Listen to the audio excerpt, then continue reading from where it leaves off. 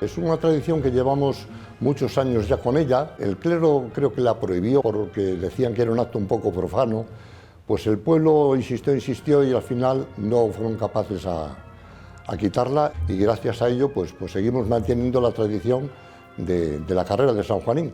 De cara al público es muy espectacular ver correr a San Juanín con la capa al viento, los niños, pero realmente el sentimiento es cuando la Virgen María y su hijo Jesús se encuentran en la Plaza Mayor. Ese ritmo lento y ves que se viene acercando la Virgen María, ese sentimiento es muy difícil de explicar. Hay que vivirlo muy dentro y la emoción pues muchas veces casi te hace saltar las lágrimas de la emoción. Quedan 26 días para que San Juanín vuelva a correr por el corazón de Astorga. Será en la mañana del Viernes Santo, en la procesión del encuentro. Una carrera que un obispo, Blas Manuel del Valle, quiso prohibir en 1873 y que, por supuesto, no lo consiguió. Bienvenidos, aquí empieza Somos Cuaresma. Un programa que busca recordar los mejores retazos de nuestra Semana Santa, algunos de silencio y otros en los que los sonidos son la mejor oración. ¿Cómo es la relación entre las cofradías y la Iglesia? El presidente de la Conferencia Episcopal y Arzobispo de Valladolid, Luis Argüello, responde a esta y muchas otras preguntas. También recorremos las redes sociales en busca de las novedades, curiosidades y acontecimientos históricos que vive el mundo capillita en Castilla y León. Y para cerrar, una banda que con sus marchas lleva por toda España el nombre de Ávila, El Amarrado. Así, con la venia de la autoridad, comenzamos una nueva procesión, aquí, en Somos Cuaresma.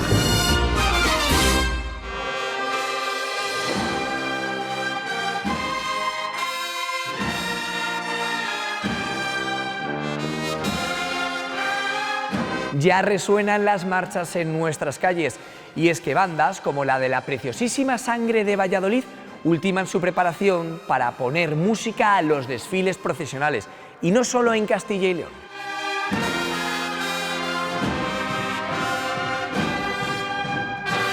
Nuestras agrupaciones son reclamadas por toda España para marcar el ritmo de los pasos. De ensayos y muchas otras noticias cofrades sabe Celia Jorge. Nuestra capillita tecnológica que nos lo cuenta en Conectados. Cada vez queda menos para el Viernes de Dolores y las redes se llenan de contenidos capillitas. Con el incienso del Cristo de Burgos encendemos nuestras redes sociales porque en Somos Cuaresma estamos conectados. Las cofradías y hermandades continúan con la veneración a las imágenes. En Salamanca, Jesús Nazareno ha celebrado su besapié. La congregación vistió la talla con la túnica más antigua que posee. Hecha en seda y oro, fue encargada en 1790 por la Junta de Gobierno y costó 4.750 reales. La Semana Santa es fe y legado, y como tal, tenemos que preservarla. Desde Peñafiel, así nos lo cuenta la Cofradía de Jesús Nazareno con este vídeo. Un abuelo, un niño y una tradición que sigue viva.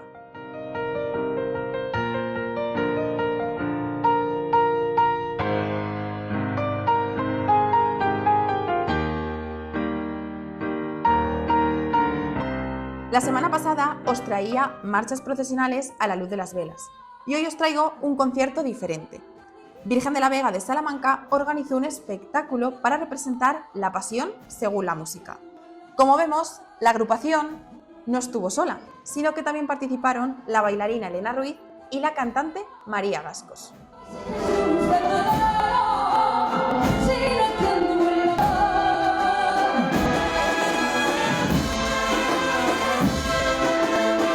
Y más música, porque la agrupación musical del Cristo de la Bienaventuranza de León nos enseña cómo suena desde dentro Alma de Dios. Ya os conté que a los capillitas nos gusta coleccionar cosas, estampas, libros, incienso y también pulseras cofrades. Las cofradías las personalizan con sus colores, con sus escudos, con frases y se han convertido en todo un amuleto. Para mí también. Las hay conmemorativas, como la del Nazareno de León por el jubileo de las cofradías en Roma. Para quien no lo sepa, en mayo el Nazareno viajará a Roma y recorrerá las calles de la ciudad eterna. Viajemos en el tiempo, hasta 1999 y hasta Sevilla, con la banda de la Veracruz de Palencia. La banda de cornetas y tambores de la Santa Veracruz de Palencia. Este es uno de los vídeos que se puede ver en la exposición por su 50 aniversario. Bajo la Torre del Oro, con las cigarreras, con quienes están hermanados, en un certamen en honor a Santa Cecilia. En León, la Redención ha presentado el nuevo trono de Nuestra Madre de la Divina Gracia. Los trabajos de madera son obra de Óscar Caballero y los de orfebrería son de los hermanos Ríos, de Orfebrería Andaluza. En el Museo de la Semana Santa de León se ha realizado la primera puesta al hombro del trono, que será pujado por 94 braceros.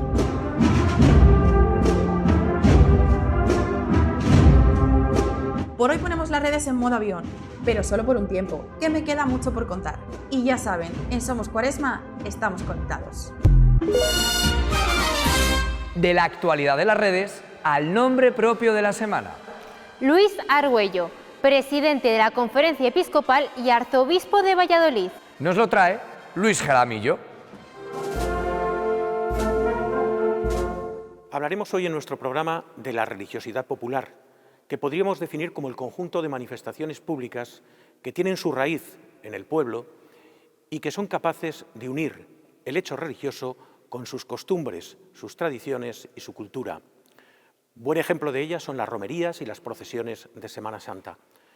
Estas manifestaciones populares, esta religiosidad popular, trasciende de generación en generación, une a las generaciones y además tiene la importancia de que permite a muchas personas acercarse al hecho religioso. Monseñor Luis Argüello es arzobispo de Valladolid y presidente de la Conferencia Episcopal Española. Es un perfecto conocedor de la importancia de la Semana Santa en la Iglesia española y un defensor de las manifestaciones de la religiosidad popular, porque las considera una forma de vivir la fe y lo conecta con la realidad cultural de los entornos. Considera que debe haber una orientación doctrinal de las mismas porque son una vía de legítima evangelización y transmisión de la fe. Don Luis, ¿qué importancia da hoy la Iglesia a la religiosidad popular? Yo creo que vivimos en un momento de gran elogio de la religiosidad popular, sobre todo porque el Papa Francisco y su experiencia en Argentina, en Buenos Aires, pero también en todo lo que es la Iglesia en Iberoamérica, la ha vivido con gran pasión, podríamos decir. Por eso incluso en su propio documento programático, Evangelii Gaudium, dedica unos cuantos números a hablar de la religiosidad popular como la religiosidad del pueblo. Y en un momento en el que la Iglesia se afirma a sí misma como sínodo, como pueblo en camino, la forma de vivir la fe de un pueblo que camina a lo largo de la historia, en el presente, pero recogiendo su tradición, es especialmente valorado. En la religiosidad popular intervienen muy numerosos factores, pero hay dos que son esenciales. Por una parte está el factor religioso y por otra parte el factor popular, el factor tradicional. El equilibrio es lo que en buena medida ha dado vigencia a la religiosidad popular. ¿Hay ahora ese equilibrio? Podríamos decir que este fenómeno que forma parte de la antropología cultural, vive la misma tensión que otras dimensiones de la antropología cultural, ¿no? Que es la diferencia que puede existir, o la relación que existe, mejor dicho, entre la cultura como cultivo de lo humano, las expresiones culturales que se dan según el momento de la historia y los lugares concretos donde se viven las cosas, y los productos culturales. Yo creo que hoy existe el riesgo de que los productos culturales, imágenes, procesiones, expresiones artísticas de todo tipo o de formas vitales de la existencia, se están desgajando de las culturas y de la cultura y por tanto sometiéndose a las reglas del juego de los productos culturales, que son reglas del juego económicas y políticas. Cuando digo políticas no me refiero solo a la política institucional, ¿no?, sino a las pequeñas disputas de poder que se dan en todo grupo humano. Por eso el desafío grande siempre, pero especialmente en esta hora, es asegurar la relación entre un producto cultural y la cultura, que desde el punto de vista de la fe tiene que ver con cómo vivimos la relación entre el Evangelio, la gracia que del Evangelio surge, y nuestra propia libertad, nuestra propia naturaleza. ¿Cómo puede la Iglesia de alguna manera pilotar esa necesidad de ir hacia un futuro? La Iglesia vive de la Escritura y de la tradición, pero al mismo tiempo peregrina hacia el futuro. Por eso tiene que dialogar con la novedad de cada época.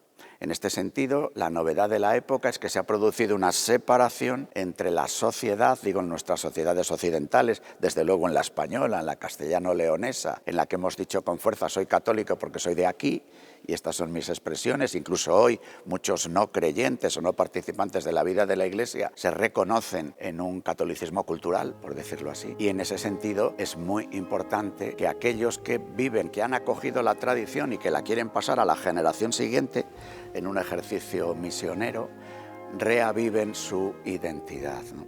Precisamente porque ya se ha producido una separación entre la Iglesia, pueblo que peregrina, y los pueblos que tienen diferentes referencias y que en muchos casos esas referencias son como si Dios no existiera. Por eso es muy importante que en el futuro de la vida de la Iglesia y de la religiosidad popular esta identidad se cuide.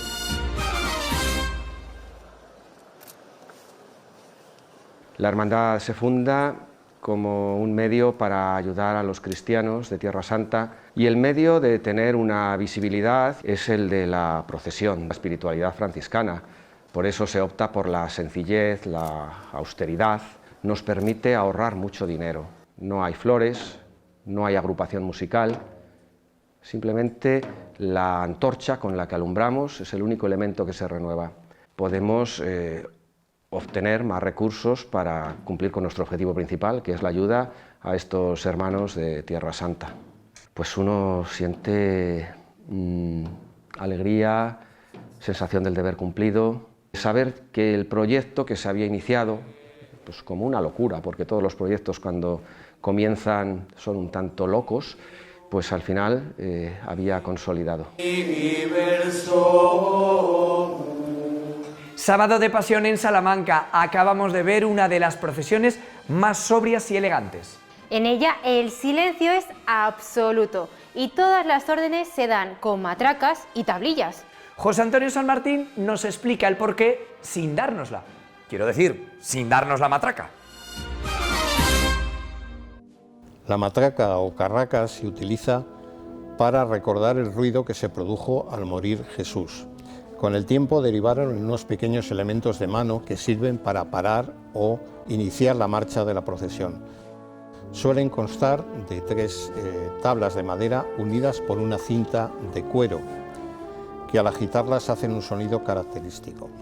También suelen llamarse tablillas, si las tablas son lisas, o castañetas, si tienen en su interior una pequeña concavidad como las castañuelas. Palabra de San Martín. Es el momento de retomar nuestra charla con un menesino de la Tierra de Campos. Y que ahora está al frente de la Iglesia española, Luis Argüello.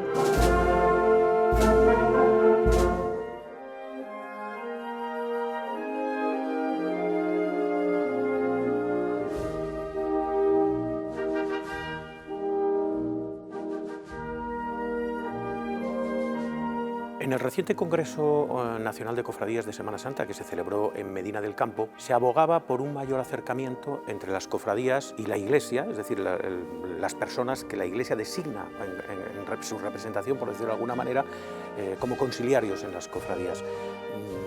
Ese, digamos, distanciamiento que las cofradías algunas veces apuntan, ¿se puede recuperar? ¿Qué está haciendo la Iglesia? Yo creo que hay que reconocer que en el origen mismo de nuestras cofradías se vive en una iglesia en el que el protagonismo de los clérigos es muy, muy grande, hasta el punto de expresarse en formas de clericalismo. Y desde ahí muchas cofradías viven su propia pertenencia y protagonismo eclesial desde una dialéctica de enfrentamiento. Yo creo que la relación entre el ministerio jerárquico y las cofradías ha crecido, es mejor, pero tiene bastante que hacer. Por la parte de la jerarquía, también hemos vivido unos años posteriores al concilio de un elogio de lo que pudiéramos llamar una religiosidad ilustrada, en la que se ha mirado con sospecha, cuando no con un cierto paternalismo, a la religiosidad popular. Yo creo que hoy, humildemente, los que proceden o procedemos de la religiosidad ilustrada y los que vienen de la religiosidad popular, estamos llamados a encontrarnos, a reconocernos, a saber que las cofradías son la Iglesia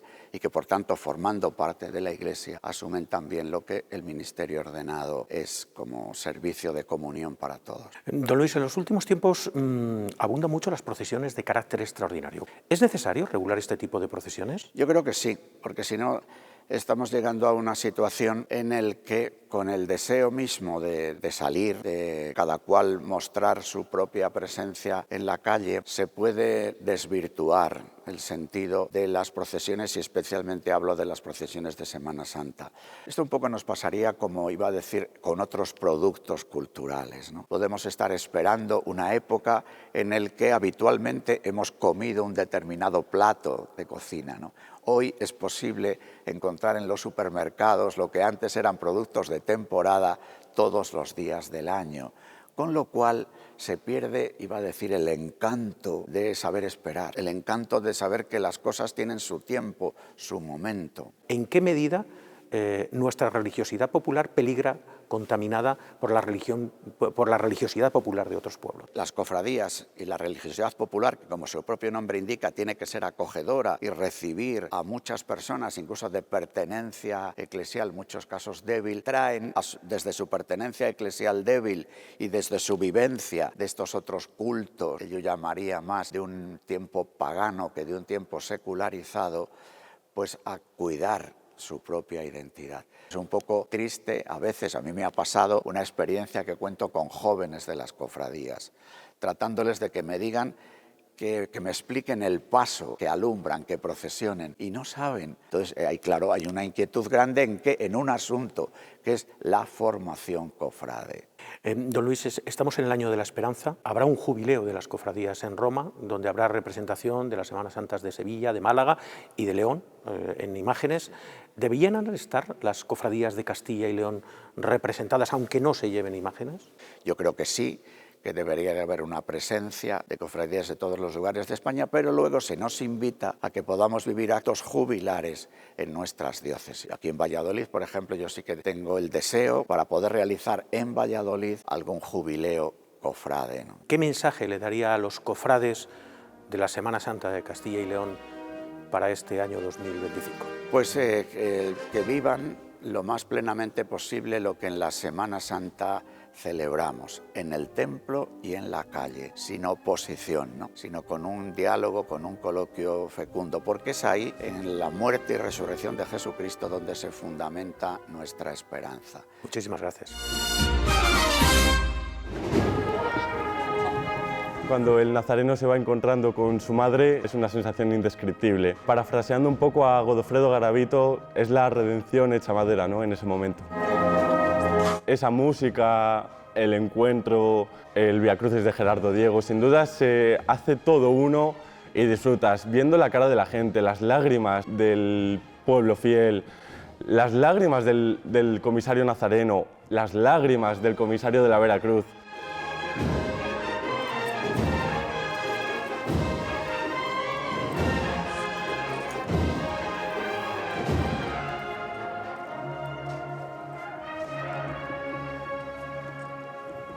Te podría llegar a decir que en ese momento lo mejor es cerrar los ojos. Cierras los ojos y lo disfrutas al 1000 por 1000.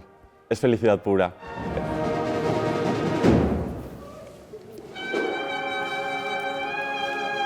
Increíble cómo la Semana Santa transforma las calles, tal y como sucede el miércoles santo en la calle de la Platería de Valladolid.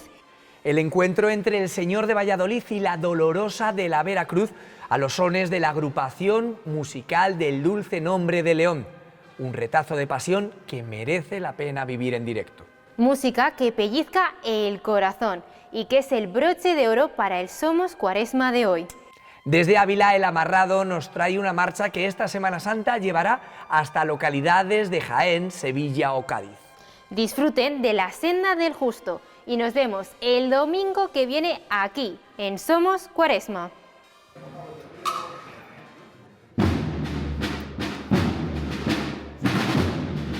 Es una formación con mucha tradición, llevamos muchos años desarrollando el trabajo en tierras andaluzas, al igual que aquí. En principio es un poquito más conocida porque hemos hecho mucho trabajo de campo, de sembrar y de ir a conocer sitios y de participar en muchos certámenes, en sitios donde nos llamaban, ahí estábamos nosotros siempre.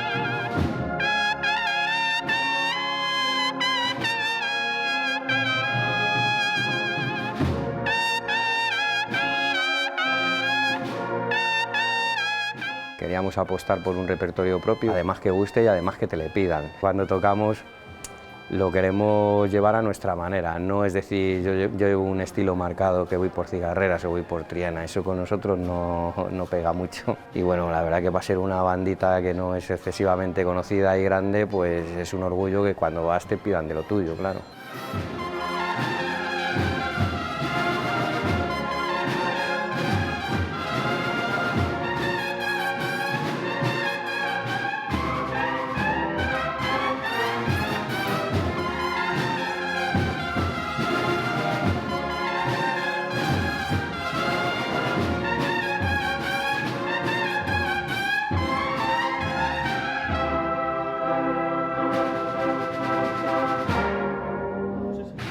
Nunca hemos tenido un estilo como tal, nos hemos dedicado a estudiar todas las bandas grandes, Triana, Cigarrera, Rosario, Sol, y de ahí sacar lo que más le funcionaba a cada una de las bandas grandes para nosotros intentar luego desarrollarlo a nuestra manera. El público te va diciendo qué es lo que se tiene que quedar y qué es lo que tiene que desaparecer casi.